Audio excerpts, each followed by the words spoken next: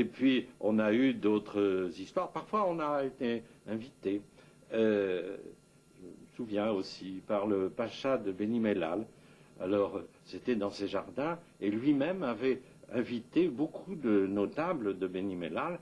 Et pendant le spectacle, des serviteurs passaient du thé, des biscuits, et ne faisant aucune différence entre le parterre, au sens du théâtre, des spectateurs et la scène, qui n'était pas une scène, tout ça était de plein pied.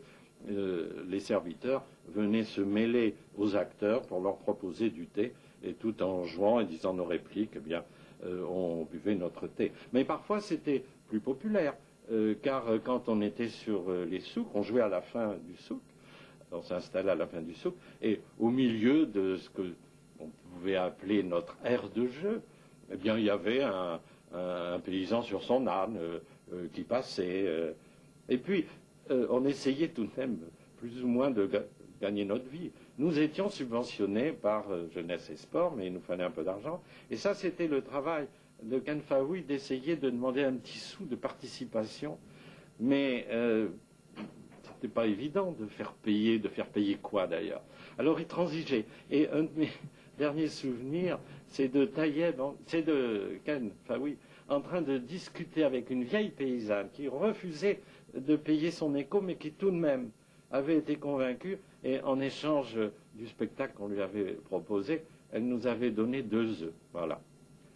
Alors tout ça, c'était des jolis souvenirs que longtemps après, nous aimions bien nous rappeler avec Ken Faoui. Il avait appelé ça les ateliers d'écriture théâtrale, qui consistaient parfois à partir d'une anecdote, parfois à partir simplement de dessins représentant un décor.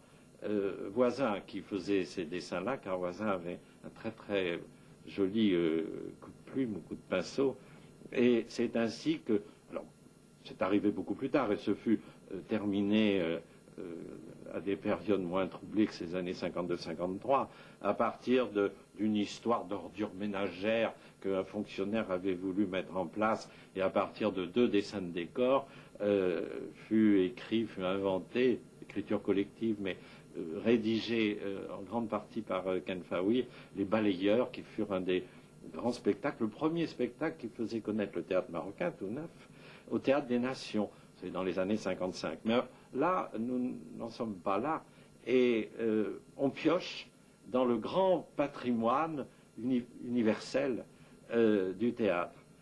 Alors, il y eut le souci aussi de traduire simplement des grandes œuvres. Et là, c'est plutôt Tahar Aziz qui traduisit Hamlet. Ce fut un très beau